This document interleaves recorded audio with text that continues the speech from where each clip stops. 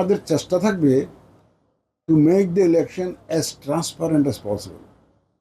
মানে যত স্বচ্ছতার সাথে আমরা কোনো রাতের বেলায় কোনো কর্মকাণ্ড করতে চাই না, দিনের বেলায় সব কর্মকাণ্ড করে যাতে মানুষ এক স্বচ্ছতার সাথে যাতে কাজটা সমাধা করি। তাহলে হয় কি, মানুষ স্বচ্ছতা যদি এনশিওর করা যায় তো মানুষের কাছে এটা গ্রহণযোগ্য হয়। এটা একটা আমাদের একটা চেষ্টা থাকবে। এত মিস ইনফরমেশন এবং ডিসইনফরমেশন এআই এর মাধ্যমে সার্কুলেট করে দিয়েছে, এটা অস্ত্রের চাইতেও মারাত্মক।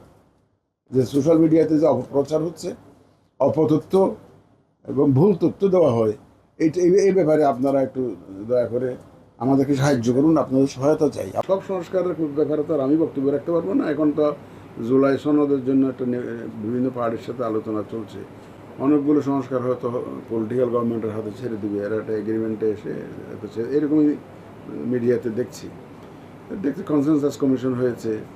তো সব সংস্কার করে করে অনেকে দাবি করছেন যে সব সংস্কার করে তারপরে নির্বাচন দেন, এরকম অনেক দল দাবি করছেন। সে ব্যাপারে আমার কোনো বক্তব্য নাই। আমরা আমাদের এখানে যতটুকু সম্ভব এই সময়ের মধ্যে এবং যেগুলো আমাদের কাছে গ্রহণযোগ্য মনে হয়েছে সুপারিশ, আমরা সেগুলো মোটামুটি বাস্তবায়ন করার চেষ্টা করছি। এর মধ্যে যেগুলো হয়তো লং টাইম লাগবে এগুলো হয়তো পরে পলিটিক্যাল গভর্নমেন্ট এসে করবে।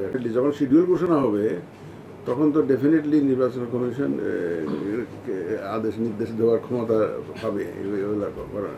তবে আমরা এখন থেকে কিন্তু সরকার কাজ শুরু করেছে। আপনারা দেখেছেন পত্র, আপনারাই তো রিপোর্ট করেছেন।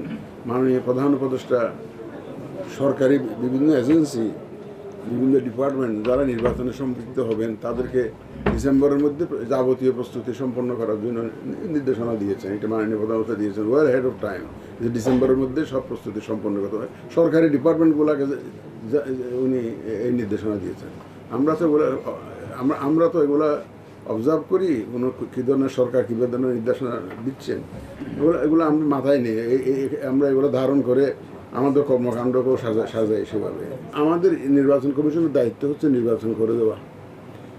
পলিটিশিয়ানরা ঠিক করেন কনস্টিটিউশন কী হবে, আইন কী হবে, তারা ঠিক করেন। এখন আলোচনা করে যদি এখন রাজনৈতিক বক্তব্য বিভিন্ন রকমের শুনতে পাচ্ছি।